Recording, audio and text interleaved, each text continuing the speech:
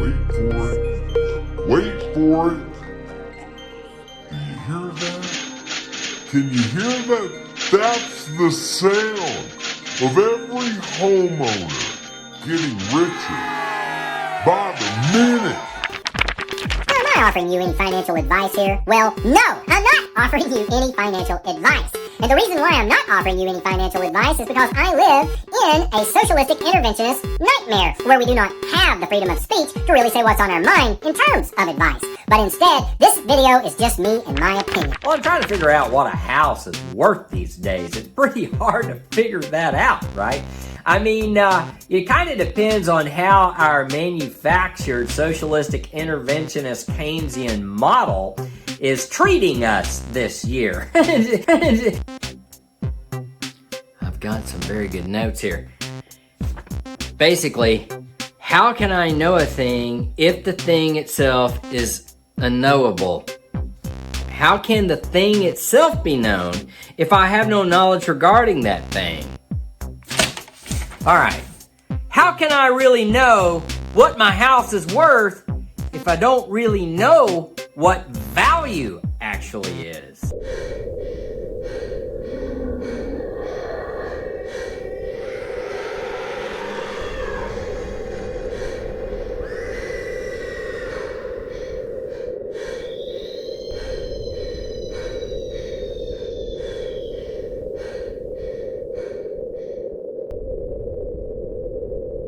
What makes it so difficult is that you're not just trying to figure out what a house is worth because of all of this money manipulation and all this socialistic economic intervention, but you also have to juggle the good old-fashioned side of it, which is market forces, supply and demand, intrinsic value to each, from one person to the next. So, it's not just enough to understand market forces, supply and demand, and then of course intrinsic value from one person to the next, but we also have to understand the dollar and how it's being manipulated in our economy. We have to understand how macroeconomic intervention in a Keynesian model is distorting our economy, and for us to even understand the value of an actual house. And of course, it also matters whether we're in a boom or a bust cycle that is also manufactured and manipulated by the status quo. Have you ever thought that maybe your house is getting more valuable? I have a friend of mine who said that the value of his house Doubled in 10 years. This is not new. I mean, I know a lot of people who have said, man, when I first bought my house was worth this amount of money. And now, look at it. Look how much money it's worth now. But really and truly, did the house double in value? Does a house double in value in 10 years? Or is it possible that the house didn't gain any value or very little value? What if the house instead just gets older? It's less new, has more things wrong with it maybe. So if a house has just had, moderate maintenance or whatever, does a house really double in value? I'm getting richer in more dollars. I'm getting more dollars. Well, is it possible that if you were to take 10 houses in 10 different regions, and if all 10 houses doubled in value pretty equally, if you started comparing values house to house, would there really be a gain? Like let's say that you pay $100,000 for a house, 10 years later it's worth $200,000.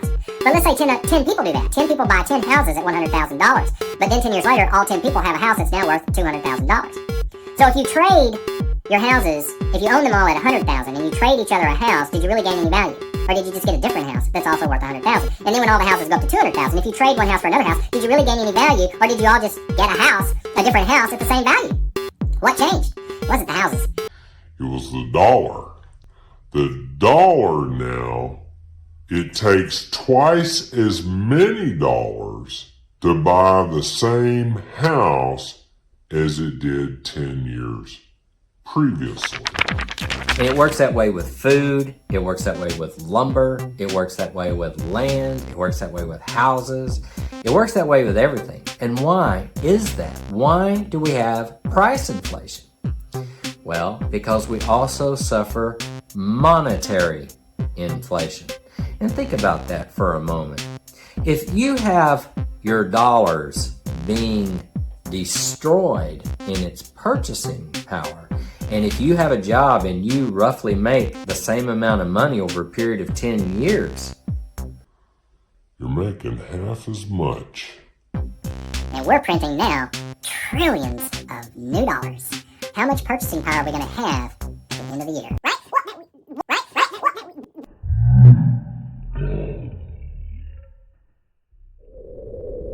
Is it possible that things aren't really as they seem? Is it possible that the next time that you go to a car lot and look at car prices, the next time you go to a grocery store and see prices on groceries, or the next time you go to a building materials company and you see the price of lumber, is it possible that maybe all of these prices are not as they seem?